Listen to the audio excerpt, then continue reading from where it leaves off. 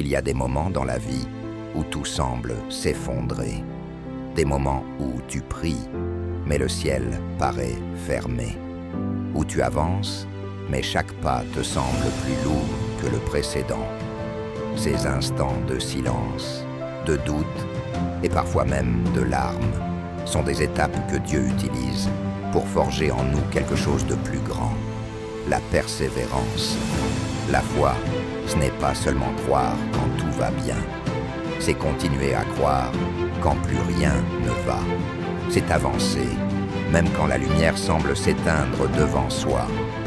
Et c'est là que naît la vraie motivation spirituelle. Celle qui ne dépend pas des circonstances, mais de la conviction que Dieu agit, même quand on ne le voit pas. L'apôtre Jacques le dit clairement. Heureux l'homme qui supporte patiemment la tentation, car après avoir été éprouvé, il recevra la couronne de vie. Jacques 5,12. Autrement dit, la bénédiction se trouve après l'épreuve. Chaque douleur, chaque retard, chaque saison difficile prépare un témoignage plus grand que tu ne l'imagines. Regarde Job. Cet homme juste et fidèle a tout perdu.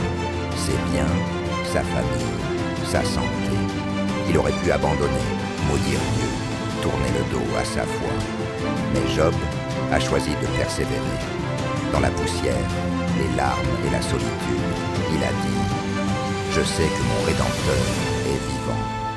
Job 19, 25. Voilà la puissance d'une foi motivée, pas par la réussite, mais par la confiance en un Dieu qui ne change pas.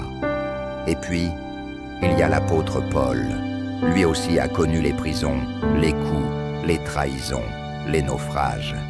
Et pourtant, il a écrit « J'oublie ce qui est en arrière et je me porte vers ce qui est en avant ». Philippiens 3,13. Paul avait compris une vérité essentielle.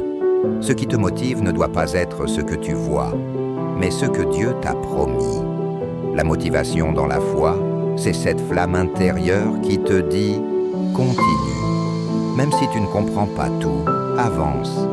Même si les autres doutent de toi, crois encore. Même si la nuit semble longue, souviens-toi, le matin vient toujours. Persévérer, ce n'est pas faire semblant que tout va bien. C'est reconnaître la douleur, mais refuser de s'y arrêter. C'est croire que même au fond du puits, Dieu prépare ta remontée.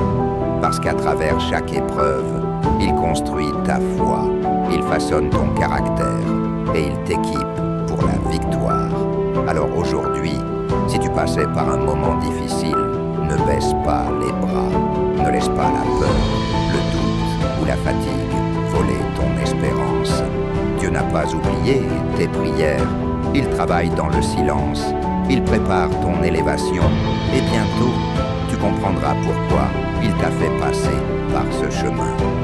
Rappelle-toi, les promesses de Dieu ne meurent jamais. Elles attendent juste le moment parfait pour s'accomplir. Tiens bon, continue de croire, continue d'espérer, car la victoire appartient à ceux qui persévèrent jusqu'au bout.